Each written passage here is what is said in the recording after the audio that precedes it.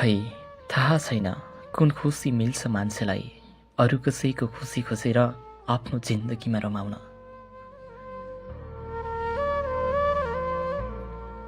जसलाई चाहे ऊ मेरो भाग्यमा नै थिएन, पाउनु मात्र माया होइन भन्नेमा सजिलै तिमीलाई अरू कसैसँग रमाउन दिन पनि कहाँ सक्थे र म।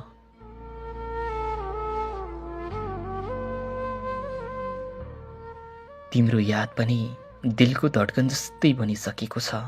थाहा छैन जिन्दगी सासले चल्दैछ कि तिम्रो यादले।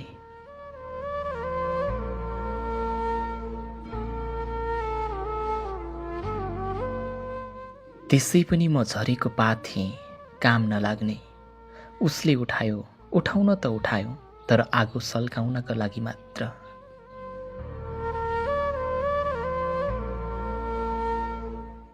किन झुक्याउँछौ तिमी मलाई? के मलाई थाहा हुन्न र? तिमी मनदेखि नै भुलेको र मन राख्नले मात्र भुलेको। शब्दहरूको तालमेल पनि कसो नबुझाउला र म।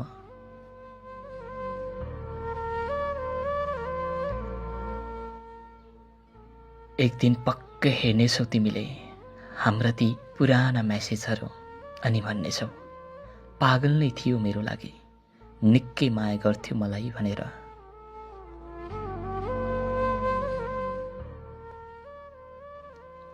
अब त यादहरू मात्र सीमित छ जस्तो लाग्छ। घन्टौँ बोलेर पनि एकछिन बोल न है भन्ने तिम्रो रहरहरू पनि।